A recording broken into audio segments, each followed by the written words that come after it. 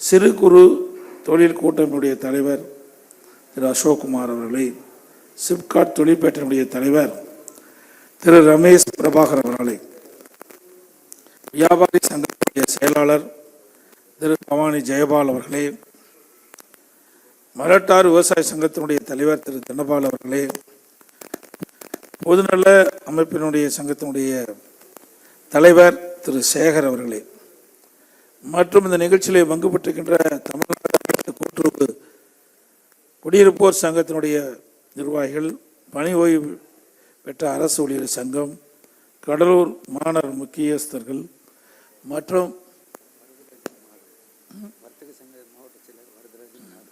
வர்த்தக சங்கத்தினுடைய மாவட்ட செயலாளர் திரு வரதராஜன் அவர்களே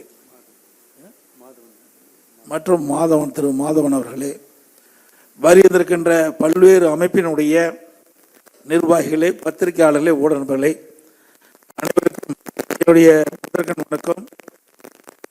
இன்றைக்கு ஒவ்வொரு அமைப்பினுடைய தலைவர்களும் தங்கள் வைக்கின்ற அதனுடைய அமைப்பில் இருந்து தங்களுக்கு ஏற்பட்டுள்ள நடைமுறை சிக்கல்கள் அதை விளக்கமாக தெளிவாக இங்கே தெரிவித்திருக்கின்றீர்கள். அரசாங்கத்தை பொறுத்த வரைக்கும் ஒரு வீடு மாதிரி தான். ஒரு வியாபாரி எப்படி வரவு செலவு இருக்குதோ அது மாதிரி தான் அரசாங்கமும். வரவு எவ்வளோ இருக்குது, செலவு எவ்வளோ இருக்குது, அதுதான் பட்ஜெட். நம்முடைய தமிழகத்தை பொறுத்த வரைக்கும் நான் முதலமைச்சராக தேர்ந்தெடுக்கப்பட்டு 4 ஆண்டு 2 மாத காலம் நான் பணியாற்றினேன். அந்த காலகட்டம் ஒரு இக்கட்டான காலகட்டம். முதல்ல பார்த்தீங்கன்னா வறட்சி, 2வது புயல், கஜா புயல், 3வது கொரோனா. அந்த 3 இக்கட்டான சூழ்நிலையிலும் சமாளித்து இருக்கின்ற வருவாயை வைத்து ஒரு சிறப்பான ஆட்சி எங்களால் முடிந்த அளவுக்கு நாங்கள் கொடுத்தோம்.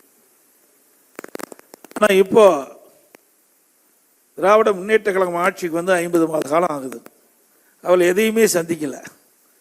உங்களுக்கு நன்றாக தெரியும், ஒரே ஒரு தடவை கொஞ்சம் கனமழை வந்தது. இந்த பக்கம் வந்து இல்லையான்னு எனக்கு தெரியாது.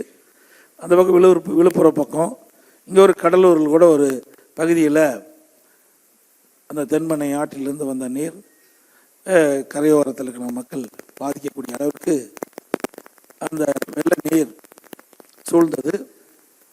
ஆனால் பெரிய பாதிப்பெல்லாம் எதுவுமே இல்லை. 50 மாத காலத்தில் இந்த அரசுக்கு நெருக்கடியான சூழ்நிலை எந்த விதத்திலும் வந்ததா எனக்கு தெரியல. இருந்தாலும் இந்த 4 வருடத்தில் இவ்வளோ பிரச்சனை இருப்பது என்று இங்கே சுட்டி காட்டுகின்றீர்கள். நான் பிரச்சனையை சந்திக்கின்ற பொழுது குறையில்லாமல் வாழ்ந்தீர்கள். இந்த ஆட்சியில் எவ்வளோ ஒரு பேரிடர்கள் எதுவுமே இல்லாமல் இருக்கிற இந்த சூழ்நிலையிலே ஏழைக்கு வியாபாரிகள் பாதிக்கப்பட்டிருக்கிறார்கள், சிறு குறு நடுத்தர தொழில்கள் பாதிக்கப்பட்டிருப்பது. இப்படி பல அமைப்பை சேர்ந்தவர்கள் இங்கே தங்களுடைய கருத்துக்களை, பாதிப்புள்ள கருத்துக்களை, அதை எப்படி சரி செய்ய வேண்டும் என்ற விளக்கத்தையும் இங்கே வைத்தீர்கள்.